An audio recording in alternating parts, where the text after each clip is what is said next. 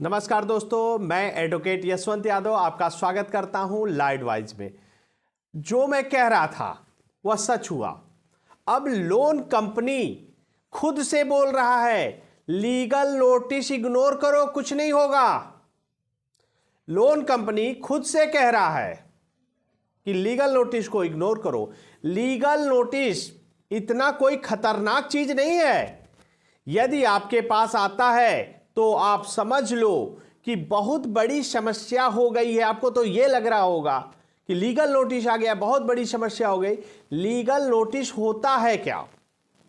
एक warning letter, reminder notice, जिसको reminder notice भी कह सकते हैं, कि आपने पेमेंट नहीं किया, आपको इन्फॉर्म किया जा रहा है कि इतने अमाउंट आपके ड्यू है, इसको आप टाइमली पे कर दीजिए, जिसे वार्निंग नोटिस मान लीजिए, रिमाइंडर नोटिस मान लीजिए। इसी को ये लीगल नोटिस कहते हैं।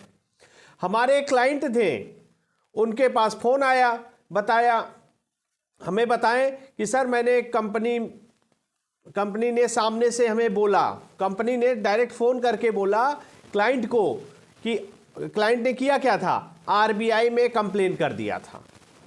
तो आरबीआई का कंप्लेन देखा एनबीएफसी बैंक ने, तो कंपनी आपको डायरेक्ट, क्लाइंट को फोन आ रहा है, डायरेक्ट हमारे क्लाइंट के पास फोन आया।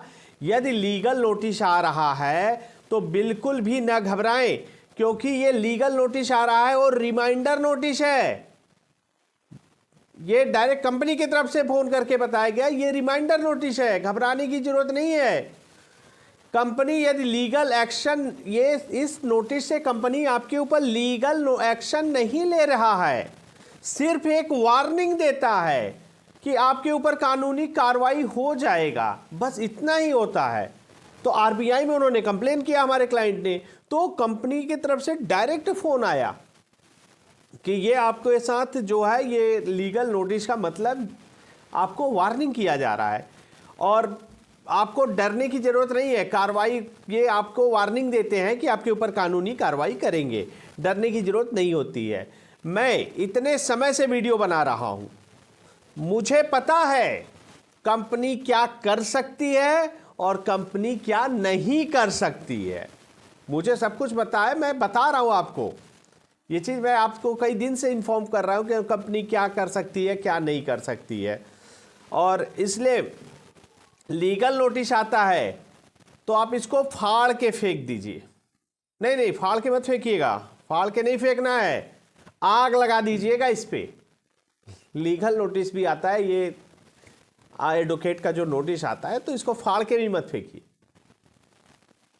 इसमें आपको फाड़ के फेंकने से अच्छा है कि इसमें आग ही लगा दीजिए।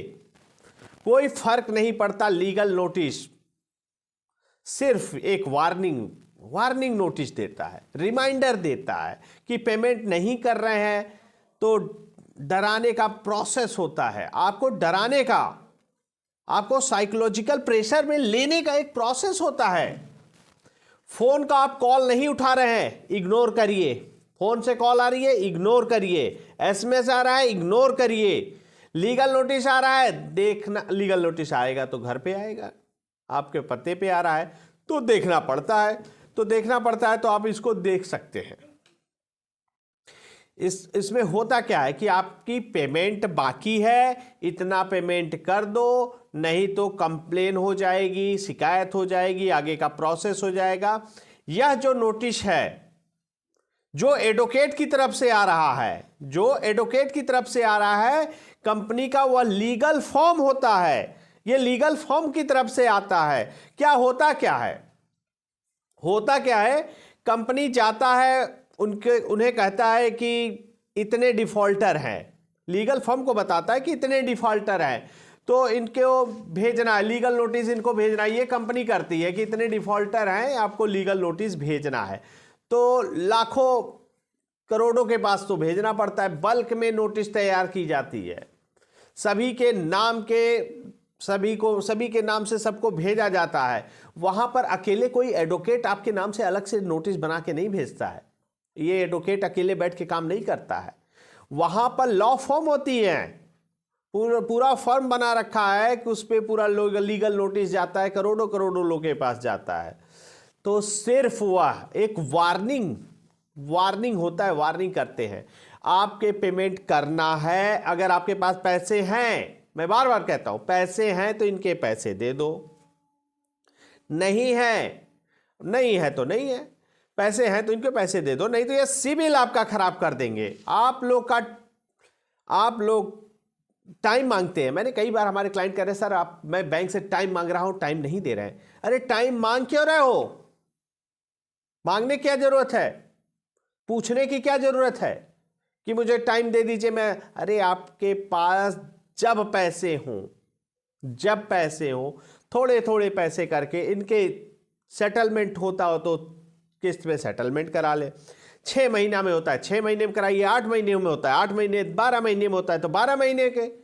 पूछने की जरूरत क्या है कि सर मैं थोड़ा सा समय हमें दीजिए? बैंक और एनबीएफसी एक दिन का भी समय नहीं देंगे, वो ब्याज पेनल्टी जुर्माना लगाएंगे ही लगाएंगे। तो कभी भी लीगल नोटिस आता है तो आप डरे घबराए नहीं, अपने राइट्स को जाने। मुझे तो मालूम ही था, लेकिन आज हमारे क्लाइंट ने सामने से बताया सर ऐसे ऐसे हुआ, सामने से आरबीआई में कंप्लेन किया तो उन्होंने सामने से ऐसे फोन करके किया। तो अब यही बात तो मैं पहले कहता हूं, डरने घबराने की जरूरत नहीं, आपके राइट्स हैं, आपके अधिकार हैं, अपने अधिकार को जाने।